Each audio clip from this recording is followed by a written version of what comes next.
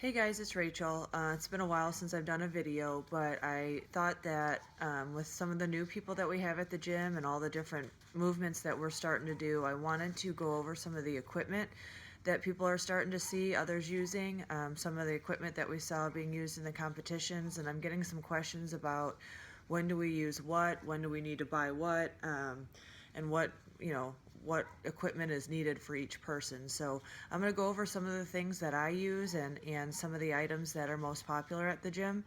And hopefully this won't be a 7-minute video about back extensions. So the first item that I kind of wanted to go over was the CrossFit shoe. There are a ton of CrossFit shoes out there. Reebok is obviously one of the most popular.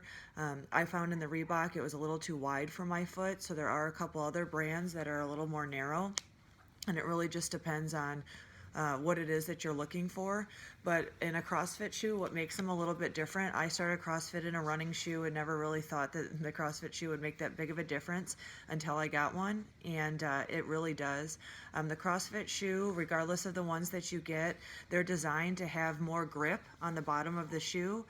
This helps with things like rope climb. They have more grip within that arch too, where you can really grab a hold of that rope. The thing I've noticed it most on are burpees. It's got a reinforced toe that makes it a little bit harder. So when you get down on your toes going back and forth, it puts less strain on your big toe or your feet in general. They're also real flat. They're good for box jumps. They're designed for all the different movements that we do. Some are designed a little bit more for lifting, like this one that I have. It has more of a lift in the back of the shoe. So when I do WODs that have barbell movements or whatnot, it kind of gives me that support without having to change my shoes over as much. But then that also makes it a little bit harder for running in these shoes. So the flatter the shoe across, the whole length of the shoe, it makes it a little bit easier for running with arch support. So the next thing that I'm going to talk about is the lifter shoe.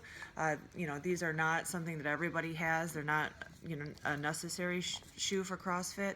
But if you're going to do a lot of lifting, a lot of heavy lifting, power lifting, and you're trying to get that PR, the lifting shoe, what makes it unique is it's got the supports across the arch of the foot, but it's also extremely flat, the shoe itself. So what it does is it makes you put all your weight back in your heels. I'm sure you've heard all the trainers tell you to put your weight in your heels.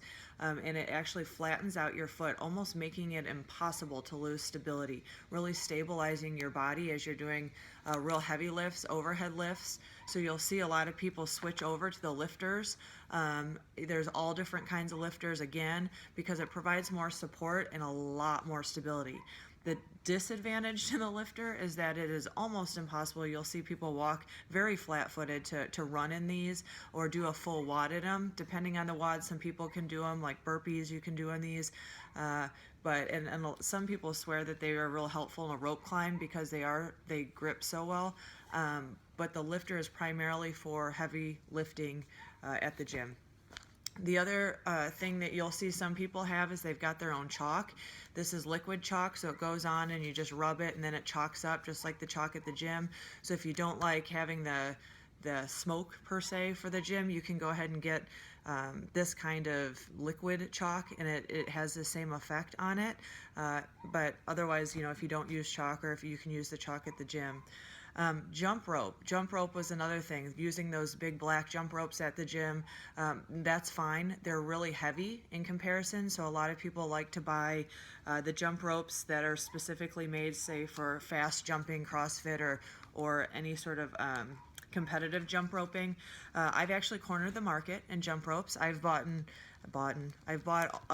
quite a few different kinds of jump ropes, hoping that one of them would magically fix my double unders, and it wouldn't be a user error, it would be a jump rope error. That is not the case. It is a user error. But you can get all different kinds of jump ropes with different handles, the thicker handles that have grips on them. Or you can see a lot of people with these plastic handles, they're a lot lighter. So there's different kinds of ropes, different kinds of companies. This one's RX. I think there's Double Under Wonder, I think is another one. And then they all have different kinds of attachments to the handles.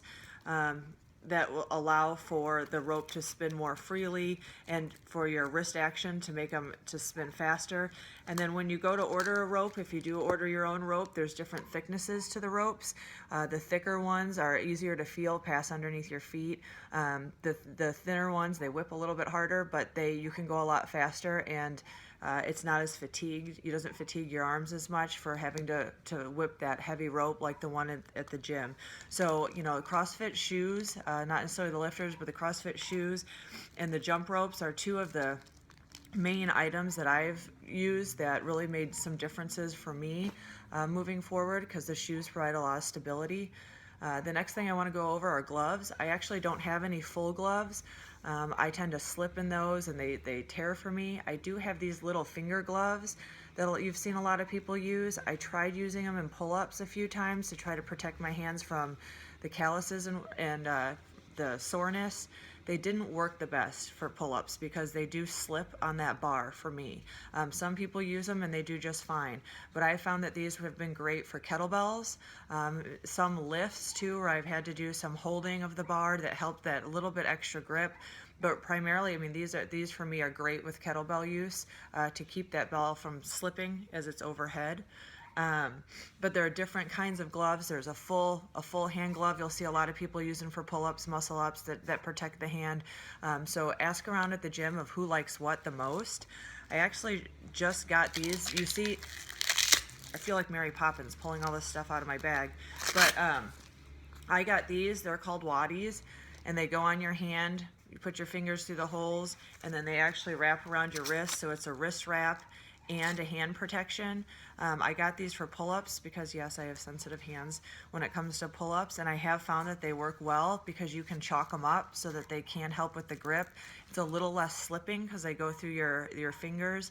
You'll see some of the Olympic gymnastics people, and they have and I have them too, but they have the ones where it's more of a I don't know, a pad of cloth that goes right here and around the wrist. And I found for me personally that they pull down too much for me, but obviously the Olympic gymnastics people use them, so it's also a really good product if you're looking for something to be on the rig. The lifting belt is one that I use periodically. The thing with the belt is it's really designed to go between your rib cage and your hips. It provides support and something for your abs to push against. It gives support to your back for overhead movements. It should be used for the heavier lifting or overhead type of stuff because it gives you a stronger base underneath you. The other thing that I wanted to go over are wrist wraps. Let's see here. My wrist wraps, you can get these again in a lot of different companies in a lot of different ways, but the wrist wrap, again, kind of like the waddy, it just doesn't have the hand part, but it wraps around your wrist, and it's got a thumb strap to help you gauge where you're supposed to put them on. A lot of people put wrist wraps too low from here to here. The point of the wrist wrap is to support that joint and keep it from overextending. It pushes that joint kind of back, so you want to make sure that you're wearing it higher on your wrist than what it might seem when you first put them on. The last thing, and I actually don't have one of these as an example of, is the knee sleeve. I get a lot of questions on knee sleeves and what they help. A knee sleeve is basically a injury preventer, and so for future injuries, keeping your knee and your ligaments kind of in the place that they're supposed to be, and it also provides warmth and compression towards that joint, bringing the blood to and from into that joint, so the knee sleeves can help for recovery, and when I say warmth, not necessarily because it's cold outside, but to keep that joint warm so that as it's moving throughout its movement, the blood flow is bringing it there, and you can keep your knee in the position that it's supposed to be in as you're going up and down into your squats. I've also had people at the gym tell me that the knee sleeve kind of tells them where to stop in their squat. It kind of gives them resistance back. So those are some of the different pieces of equipment that you can use at the gym. I'm sure there are many others and there's many different kinds, but if you have any questions, pull somebody aside that has something you like or you want to try and see what they think or how they feel about their equipment. Thanks.